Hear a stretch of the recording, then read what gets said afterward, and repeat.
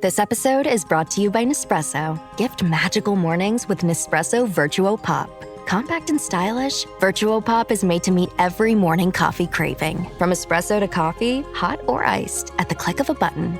And celebrate the season with Nespresso's limited edition coffee flavors. Sweet almond and hibiscus, cinnamon and candied tamarind, and festive double espresso. Magic in the making. Shop the holiday gift collection exclusively at Nespresso.com. Welcome back to another edition of the Disney Dish Podcast with Jim Hill. It's me, Len Testa, and this is our show for the week of Schmurz Day, August 14th, 2023. On the show today, news and listener questions. Then in our main segment, Jim continues the story of Spain's Epcot Pavilion and Gigante. Let's get started by bringing in the man who says that if tacos can fall apart and still be amazing, so can you. It's Mr. Jim Hill. Jim, how's it going? It's going well, Len, but interesting you bring up tacos. On the heel of the success of Taco Tuesday, the American Cabbage Council has reached out to the Disney Dish and is asking for our help in getting yet another day of the week tied to a specific food item. Coleslaw Thursdays? Well, actually, sauerkraut Sundays. Sauerkraut Sunday, yes, of course. How did I miss that? Or Wiener Schnitzel Wednesday. And now I realize you are just back from your big European adventure, so maybe you've had your fill of menu items that feature fermented cabbage. Personally, I have a 64-year-old digestive system, which means if I even look at a plate of cooked cabbage, I then have to contact the Environmental Protection Agency. Yeah, exactly. Yeah. But anyway, any thoughts and suggestions in regard to... I'm thinking, kimchi, is also super popular. It's kind of having a moment in the culinary scene right now. That's interesting. Yeah. So kimchi, sauerkraut, what other types of fermented cabbage are there? I'm not sure. I mean, the one thing about the kimchi, that it's that step of put it in a pot and bury it in your yard. Bury it in the ground. It's the telltale heart, but edible, right? I know. Right. Oh, wow. Sure. There we go.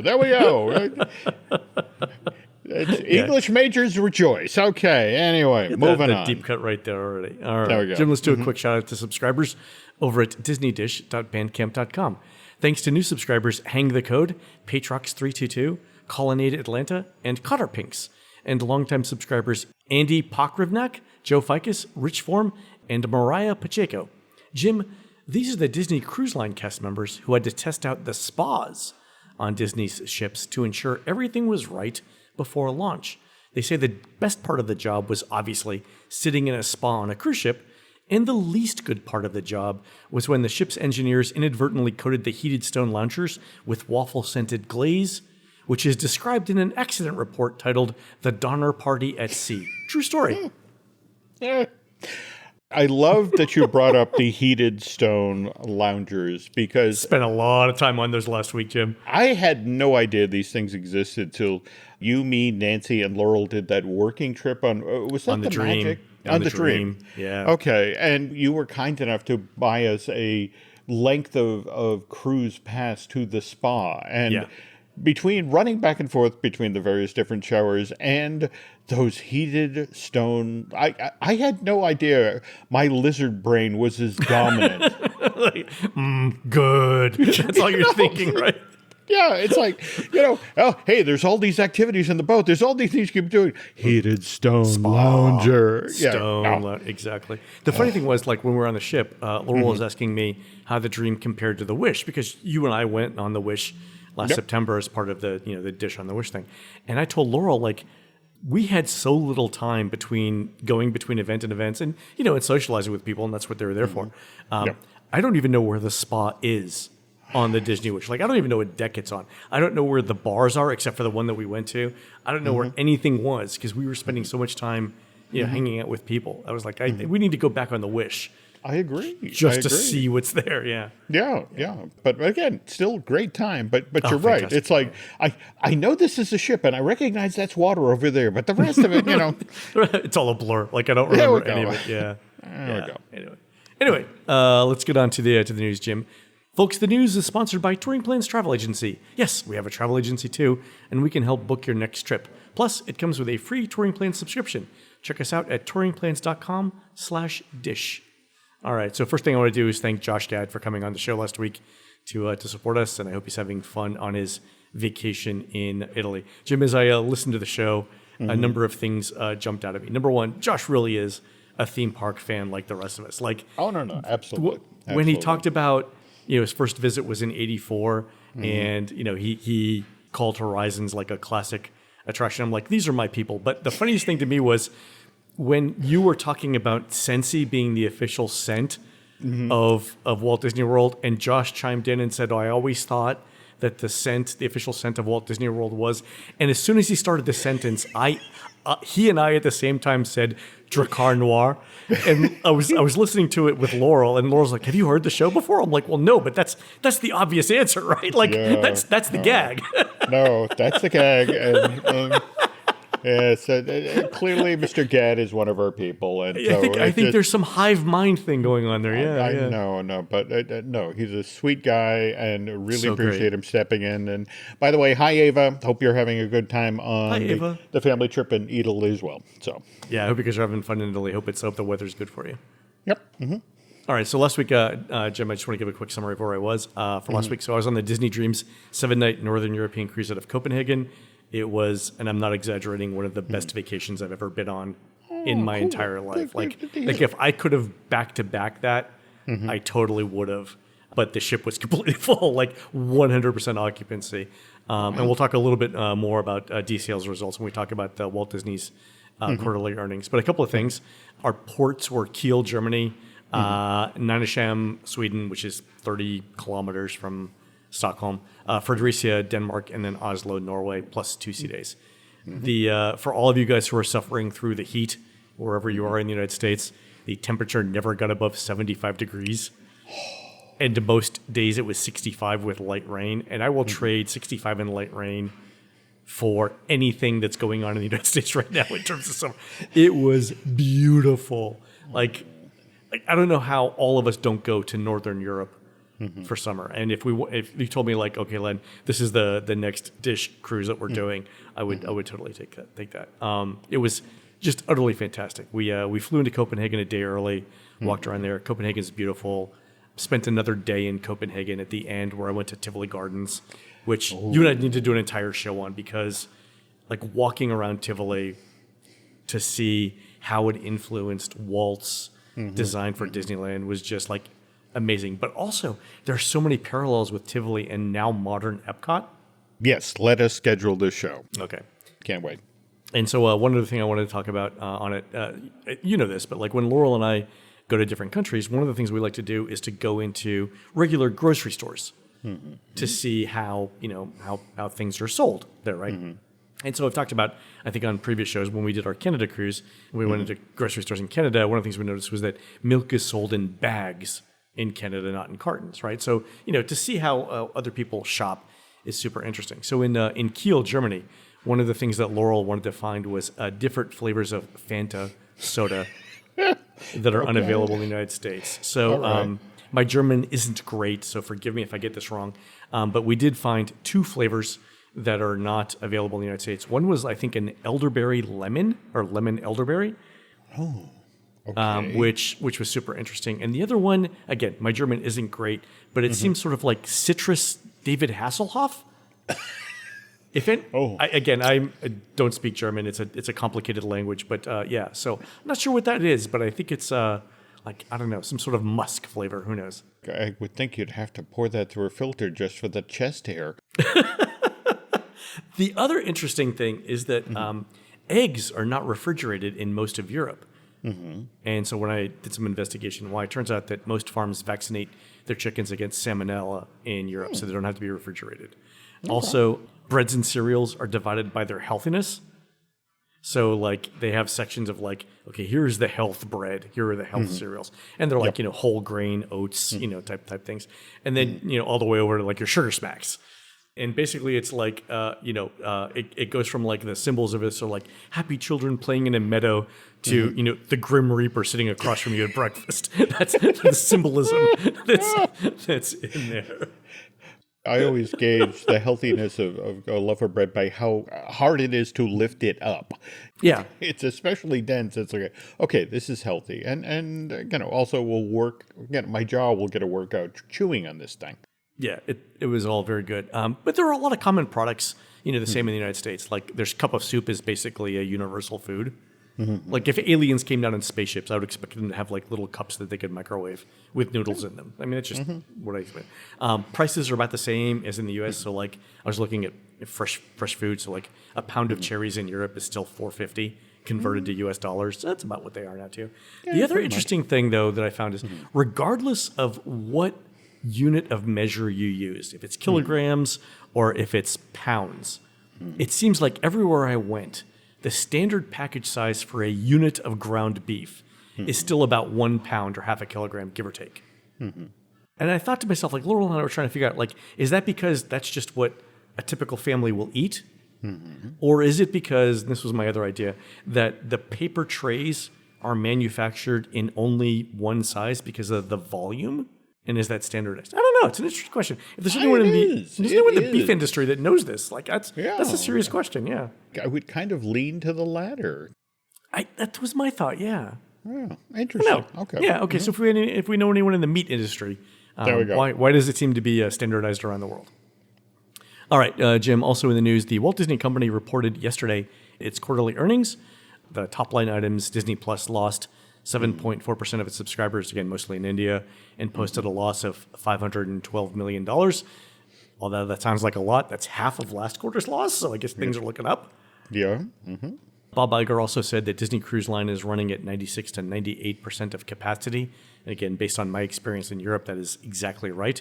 So that's so the way that he phrased that, though, is interesting. That's it's not 96 to 98% of the maximum capacity of the ship. It's staterooms are running at 96 to 98% capacity. So, for example, Laurel and I were in a veranda stateroom, and the stateroom technically could have slept 5 people. There were 2 in it. So while the stateroom was at capacity, according to Bob Iger's thing, it's in the 96 to 98%. The ship itself was only at 90% capacity. So there's a little bit of a difference there.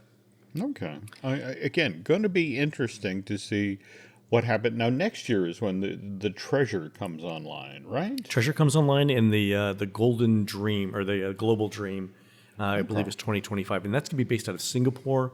And what I heard, so the interesting thing I heard about that was the folks on the ship think the passenger capacity is going to be around 6,000, but also they're expecting to keep the casino. Interesting. And, Jim, go ahead. I know what you're going to say, and I have it as a bullet. Go ahead. Well, no. I mean, just the news yesterday in regard to ESPN.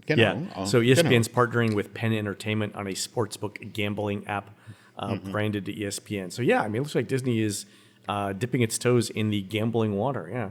On the heels of yesterday's news, what you just shared about the ship in Singapore, not a surprise. It makes sense, especially for that market. The Asian market expects gambling. We also had a super interesting conversation about the extent to which smoking will be permitted on the Dream. And nobody knows, but smoking is, I think, more practiced in certain countries in Asia than in the United States right now. So they're going to have to make some accommodations for that. The other big highlights from the quarterly earnings, overall theme parks did well, profits are up. International parks did very well, as did Disneyland, but Iger confirmed a slowdown at Walt Disney World, which you and I have been talking about for a while. Yeah.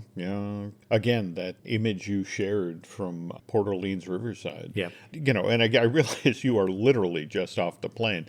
But you're still going to circle back on that idea, sort of roll around property and see, I am, where else? And I've asked Bio Reconstruct to get some photos as well. He sent a couple from before I left that definitely showed entire parking sections of Port Orleans empty. And I got to go back and check to see what other hotels he sent. Bio's better at identifying landmarks from aerial photos than I am, so I got to go back and give it a once over, like it's a U-2 spy plane or something. But the funny thing is like once Bio sent those photos, I felt like Eisenhower once he got the U-2 spy planes. Like what else can I do with this?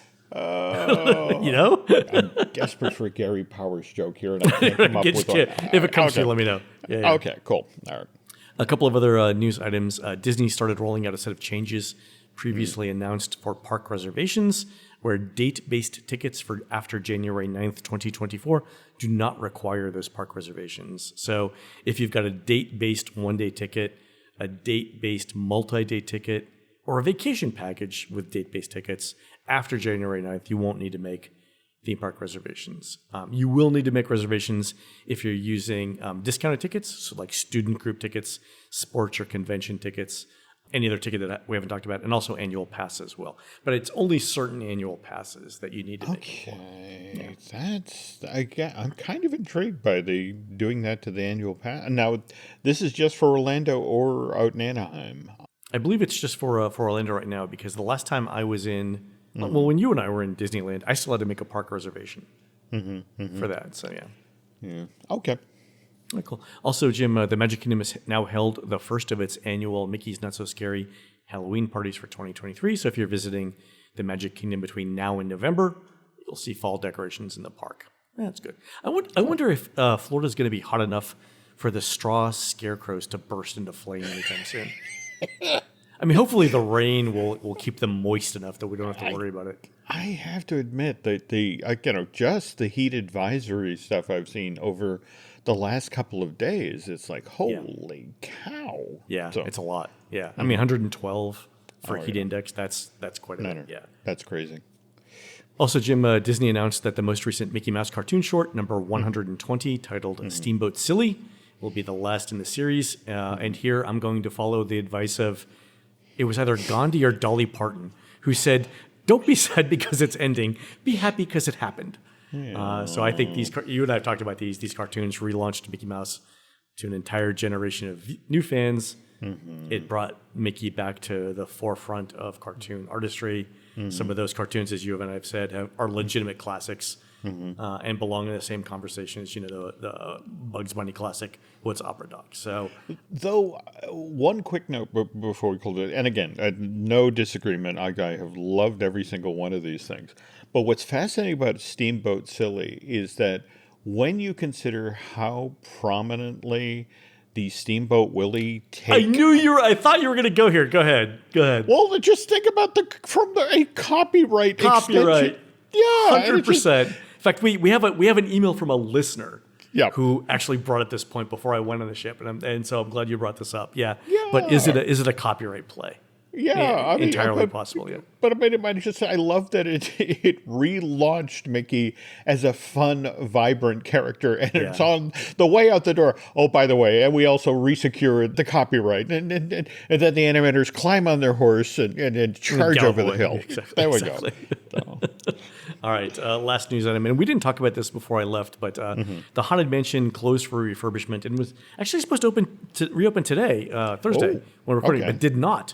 And that refurbishment is to add the Hatbox Ghost. And so we didn't talk about this before I left, like I said, but there is quite a bit of controversy over the addition of the Hatbox Ghost. So I wanted to go through it here real quick. For our listeners who haven't heard this yet, the controversy is in the placement of the Hatbox Ghost relative to the attraction of the story in Walt Disney World. And what I mean by that is this. Disney said earlier this month that the Hatbox Ghost is being placed in the endless hallway section of the Haunted Mansion. So to refresh all of our memories, here's the order of the scenes in the first part of the ride in Walt Disney World. So you start with the load area, and then if you remember, you go through the portrait gallery with the lighting effects on the paintings. Then you go through the library with the busts that look like they're following you. Then we see the piano, then the stairs room, right, which is new. Then we see the endless hallway, which is, again, where the Hatbox Ghost is going. And this had previously had just the floating candelabra. It did. Then we go to the viewing room, where there's the casket with dead flowers. Then we get the clock scene, and then Madame Leota. Right. And the issue with the Hatbox Ghost placement in the endless hallway is that we've traditionally not seen fully materialized ghosts until Madame Leota summons them. Right? We've seen strange behavior and hints of paranormal activity, but we haven't seen an actual spirit until after Madame Leota calls them. So the placement of the Hatbox Ghost breaks the existing story. Right? And we've mentioned before, Jim, on the show, Fox Nolte's book, Boundless Realms, right? It's an excellent, super detailed analysis of the Haunted Mansion attraction. Yeah. So Fox took to her social media recently to point out to Disney that this location of the Hatbox Ghost isn't consistent with the story. And her tweet was, at Walt Disney World, I'm sad to see you folks choosing a location for the Hatbox Ghost, which contradicts the story of the ride. I wish you'd reconsider. I've written an entire book on this attraction, and it's sad to see it being so badly disrespected. All right. So I had a lot of time to think about this in my Stone Lounger, Jim. Okay. All right. I have a few thoughts, and I'm going to start with the least nerdy thing and work our way up to more nerdy. Right. So my first point is that it would have been absolutely fine with me if Disney kept the Hatbox Ghost just in Disneyland. We don't need to clone everything. It was originally in Disneyland. Maybe Disneyland just should have kept it. Okay. Right. My second thing is, for the love of God, Imagineering, stop working on Haunted Mansion and Pirates. Half the stuff in the studios hasn't been meaningfully updated in 30 years. Also, not for nothing, I did the math. The last scene of Carousel of Progress is now farther in the past than the 1940 scene was when Carousel of Progress debuted in the 1964 World's Fair. Ooh. In fact, in 2027, Jim, 4 years from now, less than 4 years, the current scene 4 will be farther back in history than the 1920s scene was when Carousel of Progress opened in the World's Fair. Do we get to move the age of the attraction forward based on the squirrel? I mean, the squirrel is a new addition. You know, there's someone in Imagineering thinking if we slap a sweater on the squirrel. Maybe so. I don't know. Okay. Sorry. I've made my point. I don't need to go All right. on. No. Okay. Okay. Yeah. You know, I've seen some people argue that the Haunted Mansion really doesn't have a quote story in the sense of a linear narrative. I would argue that at least from Madame Leota through the ballroom scene is a specific narrative, and that the scenes from the Loda area to Madame Leota are essential to establishing the setting. I mean, the first half of the attraction really is a Claude Coates extravaganza. You know, once you get to Leota and beyond, it's Mark Davis Central. Right, gags in the back, yeah. Yeah. So Yeah, I get what you're saying. So yeah, but in line with the argument that people are making, the Hatbox Ghost has always been in the attic scene in Disneyland from the time it was conceived until the time it was reestablished. And that makes sense from the timeline with Madame Leota summoning the spirits, right? And then my other point is like this, like not for nothing, but even if I didn't have an opinion or we didn't have an opinion, I think we both acknowledge that Fox Nolte is the expert here. And if she has concerns, those concerns are valid and should be addressed, right? okay. And then that brought me to a larger point. This is the kind of thing I was kicking around with Laurel on the cruise. Like the larger point is this. Why does it seem like Disney theme park fans are the ones telling Imagineering what the park canon is? Like, shouldn't there be someone in Imagineering who points this out before it gets installed? Yeah. Like, why is it us saying like Harmonious absolutely doesn't belong in Epcot, right? Like, why are we doing this? Yeah. And the thing I was thinking about, like, you know, we all know that Joe Rohde was the vision behind a lot of the Animal Kingdom and the one that ensured thematic consistency, essentially riding herd on things. And for all of the things that she should be criticized for, J.K. Rowling did the same thing in the Wizarding Worlds for Universal, right? To make sure that, like, this is my story and we're sticking to it, right? And so Joe Rohde's retired for Imagineering. To his credit, he still goes on social media to answer questions about the park, like, you know, what were you thinking here? And our friend and former Imagineer Jim Scholl does the same thing with the attractions he's worked on, right? Yep. Who's that person in Imagineering now?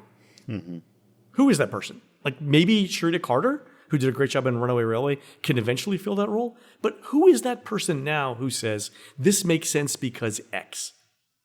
And I don't think there's a person. No. Yeah. And, you know, and that sort of addresses a larger issue to the effect of, I mean, the changes that are reportedly coming to Animal Kingdom, whether it's the Moana area replacing Dinoland USA or Zootopia literally taking over the show building for Countdown to Extinction or Dinosaur the Ride, depending on what you call it. I mean, that's the thing. Joe fought the whole talking animal thing forever. And again, to his credit, he's willing to go to answer questions from the general public. Now, he probably selects the ones that he wants to answer, which I understand because he has yet to explain my or to answer my conspiracy theory involving it's tough to be a bug. It's fine. He gets a lot of things. It's fine. Okay. Sorry. He's a busy man. But you know, there's someone that does it, right? And that and even if I didn't agree with it, Like, I don't agree with, everything that Pablo Picasso ever painted. But, you could say, well, that was his vision and he stuck to it. And, got to respect that. I don't know who that person is in Imagineering who's just going to get willing to take questions from the general public.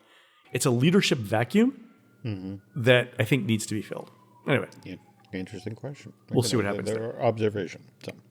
All right, we've got time for one quick listener question. This one actually came from our friend and archivist, Jason Schultz. Jason, who wrote in. So I mentioned on the last show that I was on that I had some unusual sheet music from the Buddy Baker archives in NYU. And following up on that, one of them was a piece of sheet music that had parts for a parrot and a toucan. And Jason pointed out that that's for a song from the 1964 World's Fair post-show for Carousel of Progress, titled literally The Toucan and Parrot Electric Utility Show, which is just under 9 minutes in length. So the Wally Bogue was one of the voice actors, Paul Frees, and then Dick Winston, I believe, was the other one, we should have made the connection, because remember, I think you read the description and it was what? Toucan and Parrot talking about electricity, yeah. More to the point, it was talking about nuclear fission or something like that. And remember, the post-show of Carousel of Progress for the New York World's Fair is the show ended and you got on that escalator that took you up to the second floor of the building where you looked at a simulation of nuclear fission. Right. Yeah. I should have thought about it. Yeah. The thing that confused me, and I went, I had a little bit of a conversation with Jason about that, is it was handwritten sheet music thrown in with Living with the Land, in the Living with the Land folder. So there's at least a 13 to 15 year difference between those. How did that sheet music end up in the Land? Was it he was working on other contemporaneous Epcot pavilions? Did it happen to fall into the wrong folder? Was it a sorting issue? Like, I don't know that. Right. The other stuff that I found mixed in was contemporaneous. So, like, even if the stuff that I found that's misfiled in the folders is still from the right time period, just not in the right attraction folder. Another explanation, Len, of course, is that Buddy Baker uses the exact same filing system that I do, which is technically known as piles. Just sort of like, I piled it there and then I moved the pile over here. And then, that's... If you want to make it sound sophisticated, say it's a heap-based system. There we go. Heap. Yeah. Okay. Heap based. Yeah. Anyway, so thanks for Jason for the help with that. Also, before I left, I wrote a letter, an actual paper letter, to the Disney archives asking about the conservation song and a couple of other things. So if I hear back from them, I'll let everybody know. Oh, cool. Yeah. So busy week. So again, thanks for covering while it's gone. Thanks again to Josh for covering too. Glad to do it, and glad you had a good time. And now I really want to go lay on a heated stone lounge. Good thing. It's the right thing to do, Jim. It's the right thing. All right, folks, we're going to take a quick commercial break. When we come back, Jim continues the story of Epcot's Spain Pavilion and its links to the film Gigante. We'll be right back. This episode is brought to you by LifeLock. It's Cybersecurity Awareness Month, and LifeLock has tips to protect your identity. Use strong passwords, set up multi-factor authentication, report phishing, and update the software on your devices. And for comprehensive identity protection, let LifeLock alert you to suspicious uses of your personal information. LifeLock also fixes identity theft, guaranteed or your money back. Stay smart, safe, and protected with a 30-day free trial at LifeLock.com/podcast. Terms apply. Does it ever feel like you're a marketing professional just speaking into the void? But with LinkedIn ads, you can know you're reaching the right decision makers, a network of 130 million of them, in fact. You can even target buyers by job title, industry, company, seniority, skills, and did I say job title? See how you can avoid the void and reach the right buyers with LinkedIn ads. Spend $250 on your first campaign and get a free $250 credit for the next one. Get started at linkedin.com/campaign. Terms and conditions apply. It's August, people. Where did the summer go? We've only got a few weeks left to cram in some fun before fall gets here. That's why Nancy and I are now in the process of planning a road trip. We're looking to head on down to Pennsylvania for a few days later this month, where first we're going to be heading into Philadelphia to check out that Disney 100 exhibit at the Franklin Institute before it closes on August 27. From there, we're looking to drive on out to Pennsylvania Dutch country, where Nancy plans to do some furniture shopping, whereas I'm off in search of some shoe fly pie. Of course, there's always that aspect of travel where what do you do if something unexpected happens while you're away from the house? Like, for example, a weird charge suddenly shows up on one of your credit cards. Or what happens if you're on the road and you need to move quickly to resolve this financial issue? Well, me personally, I don't sweat that stuff anymore. But that's because I'm all signed up for Rocket Money. Rocket Money is the personal finance app that monitors all of your spending in one place. It can recommend custom budgets based on your past spending patterns. They'll even send you notifications when you've reached your personal spending limit. Better yet, Rocket Money can even negotiate to lower your bills for you by up to 20%. All you have to do is take a picture of your bill, and Rocket Money takes care of the rest. I've talked previously on this podcast about how Rocket Money has helped me keep tabs on all those subscriptions I have. But it's this monitoring of expenses in real time, not to mention this negotiating to lower your bills option, that's now got me really excited about this personal finance app. So why not join the more than 3 million users who have taken advantage of Rocket Money and, in the process, saved themselves an average of $720 a year? Manage your money the easy way by going to rocketmoney.com/DisneyDish. That's rocketmoney.com/DisneyDish. One more time for those of you who are already longing for Labor Day, rocketmoney.com/DisneyDish. We thank them for sponsoring today's show.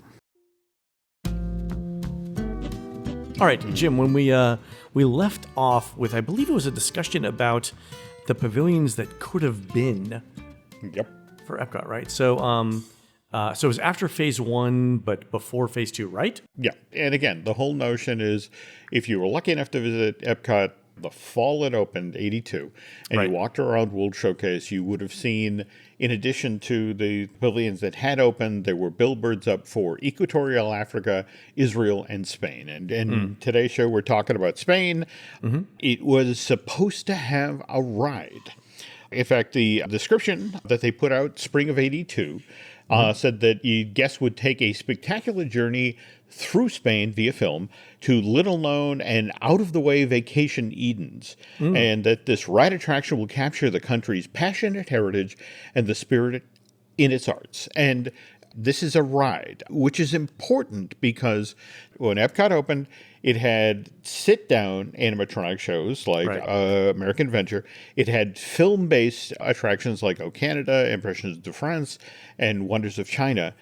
But it desperately needed a ride. And the thing that most excited the executives in charge of this park was that the ride system that was supposed to power this Spanish pavilion was the Omni Mover, which, I don't need to tell you. Yeah, you said, I was super excited to hear you say this on the show. It was a film-based Omni Mover, and I think that's the link that where Josh was like, okay, this is like Dreamflight, right? Well, no, that's it exactly. If you had wings, just sort of the whole notion of moving past, it would have had film elements, it would have had props. And again, it would have been this huge people eater. Yeah. But as we mentioned on the show, this was a go. It was supposed to open within 5 years of the opening of the park. But then, of course, it got derailed by a regime change in Spain. You talked about Marty Sklar asking the student revolution people in Iran, hey, can I get that model back? If you guys are done. The weird part of it is that Marty actually mentions this in one of his books. He goes on at length about, kids in the street seem a little agitated. And the way you delivered that line was so funny. Like, have you noticed these kids out here? They seem quite concerned. But at the same time, it was like Marty being Marty is like, well, can I do the model as my carry-on? I don't think it will hit. It's going to fit in the overhead. Hello, Pan Am. There we go.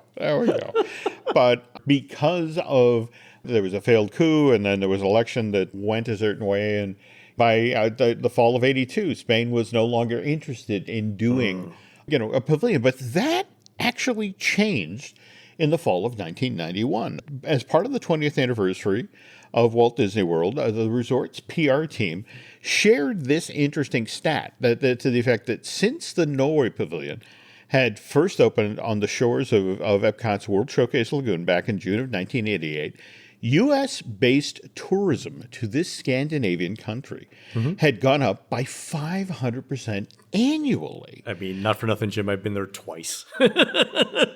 Norway. I mean, you think of all the countries you go. I've been to Norway twice. Yeah. Yeah, and this of all things caught the attention of a group of Spanish businessmen who were like, "Hey, we wouldn't mind a 500% jump in tourism from the States. And didn't we once have a deal with Disney to build a pavilion? Let's circle back on that idea." So now the downside is this then begins a 2-decade-long series of false starts in that Disney was obviously desperate to get a new pavilion built in World Showcase, which, by the way, this year, Len, marks the 35th anniversary since the last one went in. I mean, and that's a travesty. You have the space, you have the land, and in fact, I bet if somebody bothered to tote out how much the company has spent on permanent show kitchens for the various festivals at this point, I'm pretty sure that money could have translated into an actual pavilion. But anyway, again, we get down to the problem, money. You know, there's a steady pattern to what goes on here. First, a consortium of businessmen would come forward and say, "Hey, we want to build a Spanish pavilion at Epcot." And Disney would say, "That's great. Okay, this is how much it will cost to build that pavilion. And then after that, you're going to have to spend this much annually for at least 10 years to staff, support, and maintain that facility." Yeah, you're probably looking at $100 million for them to build it, and then $10 million a year to maintain it. So you're looking at $200 million over 10 years. Yeah, and that's the thing. In the Spanish business will go, "Wow, that's a little bit outside of our price range," and they try to renegotiate with Disney, or they'd go off in search of additional funding, and eventually the deal would collapse.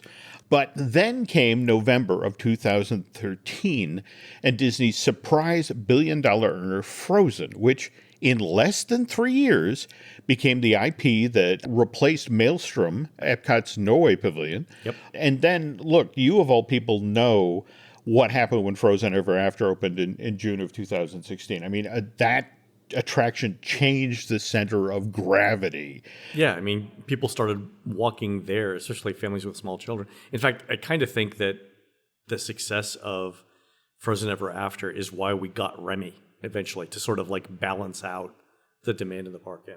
And remember, later on in the story, we're going to talk about an attraction that's supposed to be driven by a trackless vehicle. But all right, so again, just what you mentioned, Frozen Ever After opening, and the impact it has on Epcot overall does not get unnoticed by the Imagineers, and they start thinking, what other family-friendly rides can we now get in the works for World Showcase, which now brings us to Gigantic. Okay. Which, as far back as 2010, Walt Disney Animation Studios has been toying with the idea of producing a full-length animated feature based on the classic English fairy tale, Jack and the Beanstalk. Sure. Now, there was a pair of Mickey Mouse shorts that pitted the company's corporate symbol against an oversized foe, Giant Land in November of 1933, and then The Brave Little Tailor, September of 1938. And also there was Fun and Fancy Free, the package film the studio released in September of 47, which also had Mickey and the Beanstalk in it. But so I remember Mickey and the Beanstalk. I remember Brave Little Tailor. I don't remember Giant Land. It literally starts off with Mickey in front of a group of orphans. He hangs out with a lot of orphans. Have you noticed that? Well, there were more of them back in the 30s, I guess. Okay. Right. Yeah, the Depression was tough. And in the process, he tells the story of Jack and the Beanstalk, and then he envisions himself in that story. So, Giant Land, go to YouTube, watch it. Anyway, what Disney is talking about this time around is a full-blown animated version of Jack and the Beanstalk, something at least 9 minutes long with songs and huge action sequences. And what gets people at the company excited about this is Princess and the Frog comes out in December of 2009. Look, we're in this moment right now where the Splash Mountain in Anaheim and Orlando is being transformed into Tiana's Bayou Adventure, not to mention the French Market at Disneyland about to become Tiana's Palace. Yep. But people seem to have forgotten that when Princess and the Frog was initially released to theaters almost 14 years ago, Len, it was considered a box office disappointment. This John Musker and Ron Clements film cost a reported $105 million to make, and it only sold $104 million worth of tickets during its entire theatrical run in North America. Yeah. Does the 105 million cover marketing expenses, or that's just production cost? No, and that's important to factor in because the rule of thumb in Hollywood is you have to make at least 3 times your production cost before you even think about that your film is now in profit. Right, and we know this because for the last Avatar 2 movie, one of the things that they that was pointed out, and remind me again, who's the director? I'm blanking. James Cameron. Thanks, I still have vacation brain. James Cameron said, this film costs so much to make that it has to earn $2 billion to make a profit, which is an astoundingly large number, right? Also remember, though, in fact, important to stress here that we are talking about strictly the theatrical revenue for this thing. We're not talking about the merch that was sold for Princess and the Frog. We are certainly not talking about how when the Blu-ray DVD version of this same film went on sale in March of 2010, the company made money off of that.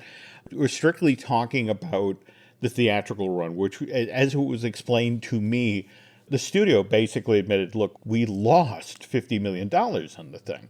So it's January of 2010, Len. And the company, again, they were like, what happened? We had our box office projections. We had great reviews. Why did catchy this songs, the animation? I actually watched this film on the ship. Refreshing our memory out ahead of Tiana's Bayou Adventure, are we? Yeah, exactly. Yeah. Okay. All right. Cool. Well, anyway, again, January 2010, they convene a focus group. And what the company discovers about why Princess and the Frog underperformed in the fall, early winter of 2009 led to changes with the animated features the company had in the works for 2012 and beyond. And long story short, Len, the young boys who took part in this focus group said they had deliberately avoided seeing The Princess and the Frog while it was in theaters because this film had the word princess in its title. Oh, interesting. Which meant that this targeted the girls. Yeah, I got it. No, that's it exactly. This thing is only for girls.